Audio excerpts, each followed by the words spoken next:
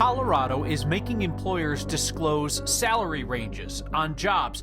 We found some big-name national companies basically saying no Coloradans need apply. Students who refuse to let their school be defined by racism caught on camera. COVID variants have a real foothold in Colorado. Good news, folks, vaccine works on those too.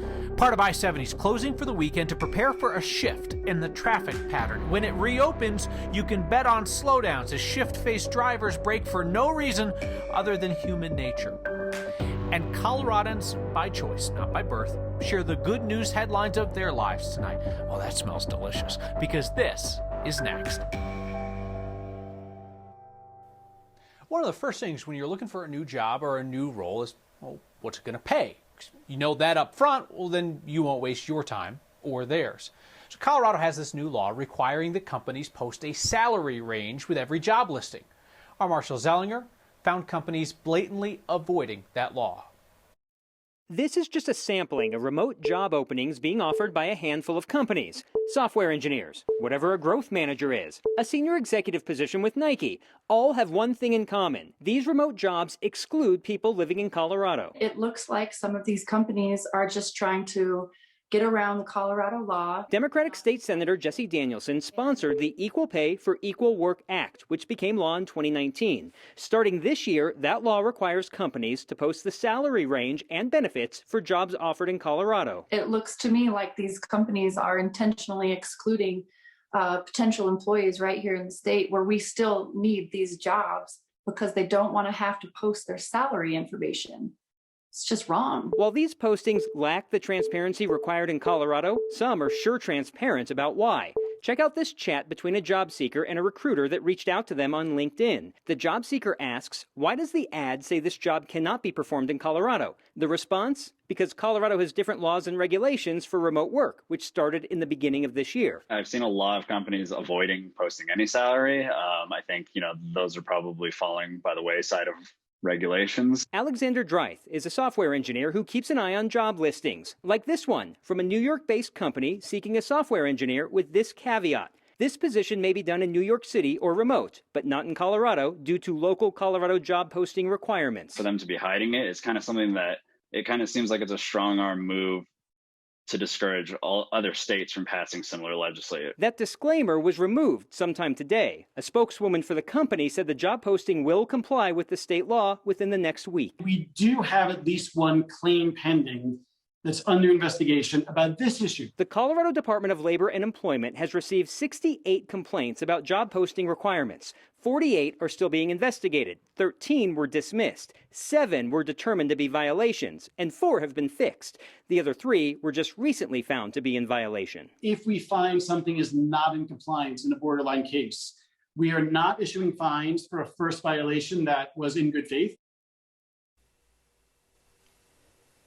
We've reached out to the different companies to get an answer for why they choose to not follow Colorado law and instead say, if you're in Colorado, you can't apply for these jobs. We'll let you know what we hear from them. Kyle, there's also a lawsuit that was filed by the Rocky Mountain Association of Recruiters against the state for some of these provisions, and a lawyer for the recruiter company told me via text that it's clear that if these companies are going out of their way not to hire people in Colorado, it's clear the law is burdensome, and that's why they're suing. Interesting. Telling, though, Marshall, that when this is brought to the attention of some companies, they don't stand by it. They say, we'll fix that. Like the one that we showed in the story, that was the one that started us off this morning, and by the time we put the story together, it was gone. Although the salary wasn't there yet. Marshall out there doing that good work, that Marshall Zellinger, even on a Friday. Man never stops working. Thank you, Marshall. 70% of the new COVID cases in Colorado are variants. That update today from state health leaders said that most of the cases of variants in our state are the one identified out of the United Kingdom. It's easier to spread, but we repeat, the vaccine still works against it.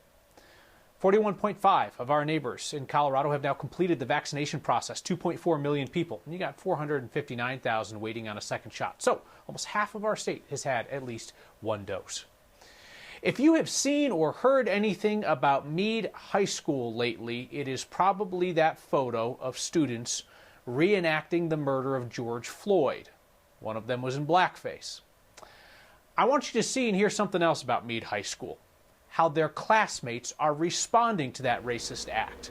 Anusha Roy's along now after talking with some students who are demanding a culture change at their school. Anusha. And Kyle, we've actually seen that play out in a couple of different ways over the last few days. And that includes today, right, when students and former graduates all gathered at the high school. As a black person, it's not okay to see people taking that as a joke and making it funny, because it's not. It really isn't. It's disgusting.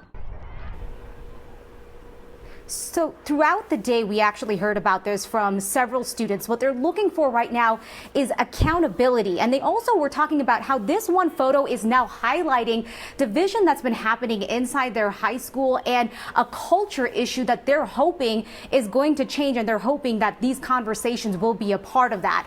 And some of this was actually discussed in an editorial for the school newspaper. It was a final editorial for the school year. I had a chance to talk to the students who wrote it, who said they were really hoping that more of their peers had learned more from the conversations and from the movements that we have seen around the country, and were so disappointed when they realized that it hadn't resonated with everyone that they're going to class with. Almost like a stomach turning sickness that this would even cross someone's mind to be funny at all. Your peers are telling you this isn't okay. Like the people that are the same age as you, go to the same school. Just an 18-year-old that goes to school at Meade, Colorado. But I felt like writing this editorial and voicing opinions, and even just like the protests that happened like a couple hours ago, it's a little bit that, could impact and inspire change. In the photo, you can obviously see several people in the background. And any one of those people could have turned around and stopped what was going on. Even though we are a predominantly white school and everyone on our editorial board is white, we can't speak to the exact perspective. But in that youth doesn't restrict our ability to speak out, but it does restrict our ability to know what will work for our community. But we have seen it. We are growing up in a generation where it's all around all the time. And I think that's why we weren't exactly surprised when this happened. But I think we just had to get our opinions out there and say, hey, this isn't okay. It's hypocrisy to say that one person doing a bad thing doesn't represent our whole school, because if one person doing a good thing represents our whole school, it's the same for one person doing a bad thing. In our chat today, one of the things that did come up with the students, they were saying that administration and staff, they play a really important role when it comes to culture change, like what these students are looking for. When it comes to education, they're looking for more communication from the staff. But Kyle, the other thing they kept repeating was that they're hoping to see more peer-to-peer, more students holding each other accountable as well, saying all of them have responsibility and all of them play a role in this. Yeah, I think you can imagine how kids could very quickly shut down other kids if they just said, that's not cool, we're not going to do that. But what about the adults? I mean, what is the administration saying? Right, and we've heard previously from the administration, including the superintendent, that was condemning what they saw in that photo. We heard differently from the students today, but we also asked the district, the 3 students that are in that photo, have they been disciplined? But today they said it's a privacy issue and they can't comment on that. All right, Anusha, thank you very much. Each Friday, there are kids in Colorado who go home for the weekend carrying enough food to feed their family Saturday and Sunday. For 15 years, Food Bank of the Rockies has found that is a really effective way to get food to families in need. These kids are leaving school, they might be leaving summer camp soon or a community center, so the food goes to them. It's distributed in one place to go home. And single parents especially have told Food Bank of the Rockies that it's such a relief not to have to worry about how they're going to have to feed the whole family, including the kids, through the weekend. If you text the word thanks to 303-871-1491, if you're able to chip in $5 for this week's Word of Thanks campaign, I will send you the link to donate. So far this week, you have raised more than $22,000 to help out with this. Food Bank of the Rockies can turn those donations into 4,500 totes worth of food to go home with kids over the weekend. So maybe together we can make that an even 5,000. When she lost her husband 2 years ago, she kept going, knowing that he would not be the last lost that way. When something like this happens, you have to have the endurance, you have to keep going, you have to keep showing up. So she shows up with his bike to talk about what happened to him and what keeps happening. This weekend, part of I-70 shuts down for a shift to new lanes. Everything that we know about drivers and human nature suggests that the slowdowns could last years after this project is done. I'll explain next. Every time another cyclist is killed in a crash, there are families across Colorado that relive their loss. Gwen Inglis was a champion cyclist, hit and killed in Lakewood on Sunday night by a driver that police say was impaired. Terry Vogel had been trying to prevent another crash like that since her husband Chuck was killed in 2019 while biking in Parker.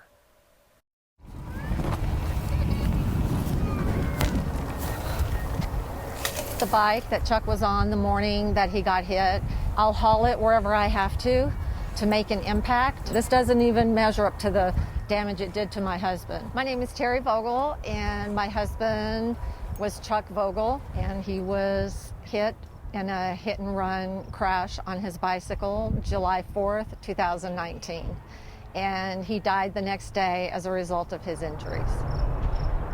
This is the first time that the bike has been out, and it's been hanging in the basement. I'm hoping it'll resonate, and then that's something that anytime a person behind the wheel of a car sees a cyclist, a pedestrian, any type of vulnerable road user, that image stays in their head, and it just causes them to be more cautious. There's great opportunity for improvement and to increase motorist awareness. When Chuck was hit on Pine Road, I wanted to be able to put a sign there. It took a while for that, but there's now signage. In the end, even if the cyclist is doing what's right, if the motorist isn't paying attention, if they're distracted, if they're under the influence, all it takes is an instant, and lives are changed forever. If I can go out and do good from this bad situation, then that's what has to happen. Terry continues her work talking to leaders at the city, county, and state level, and by bringing Chuck's bike to classrooms to share her family's story. Friday, you made it through the week, and in spite of the abundant cloud cover today, temperatures in the 80s. We will be cooler tomorrow as we're tracking a storm that is spinning to the west of us, bringing up all of that cloud cover, but also a few thunderstorms and some snow in the southern mountains where winter weather and travel advisories are posted. Severe thunderstorm watch is out until 10 o'clock tonight. These storms have a history of producing a lot of wind and have the potential to bring some hail. So we'll be tracking those throughout the evening.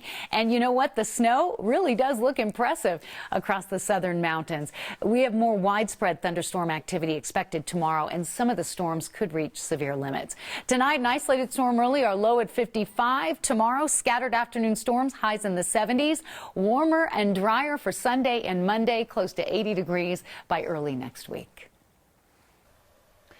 I-70 closes between Washington Street and 270 from 10 p.m. tonight till 5 a.m. Monday. This weekend closure is to shift traffic onto the new lowered lanes of the interstate that will eventually be under the covered portion that they're building. CDOT is warning that drivers may slow down for this shift. It's human nature.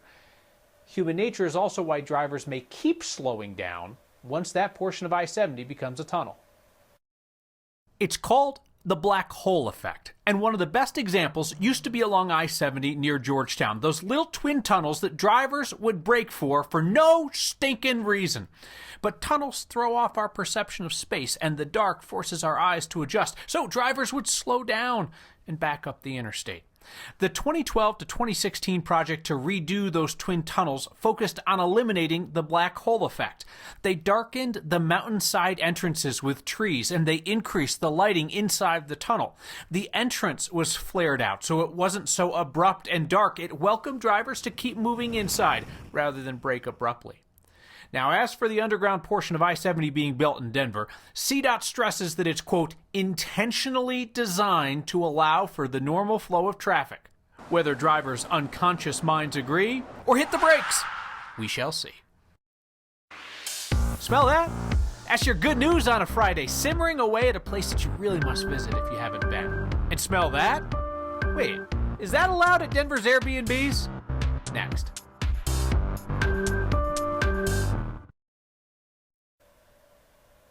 Oh, Ed Green's been doing the weather since the late 70s. Well, happy 250th anniversary, everyone.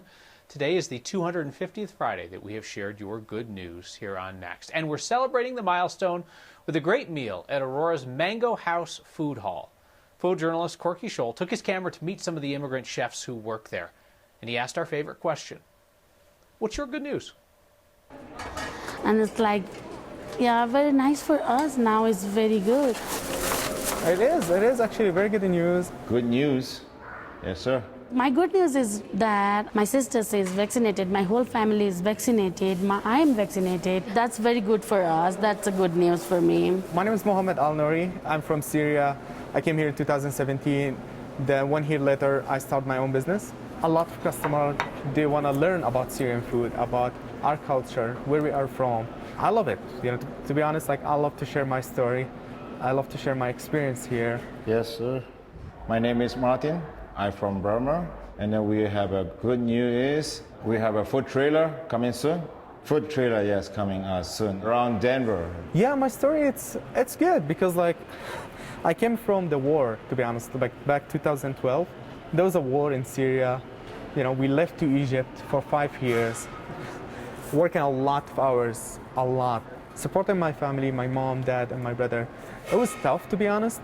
But when I moved here, I feel like more comfortable, to be honest. Even I don't speak the language, even I don't know anyone, but I feel like safe here. And I find there is so much opportunity here, so much, to be honest. That's my story. Gratitude on a Friday always hits the spot. The most Colorado thing we saw today is a sign that answers the one question that visitors have. Next.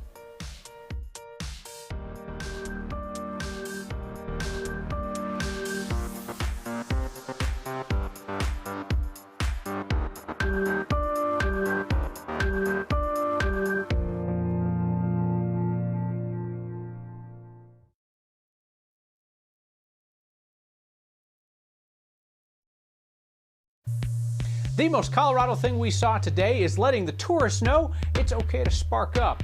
Elizabeth, visiting Denver from Houston this week, said Colorado feels like a different world compared to Texas, especially when your Airbnb host lets you know it's okay to smoke up as long as you do it outside. The house she's staying at comes with a list of house rules, including the one telling guests, discreet 420 on back deck allowed. Send us what you see and think twice about. Email next@9news.com or use the hashtag HeyNext. Chris Hoppy wrote in upset with our coverage of Meade High School, saying, get the facts. These are young kids. Prove that they were reenacting the death of George Floyd. Well, Chris, I guess you're right. It's possible that those kids, including the one in blackface, were reenacting another scenario in which a black person is pinned to the pavement by the knee of a white person. Does that make it any less vile? And why are you defending it? Some things to think about before I see you next time.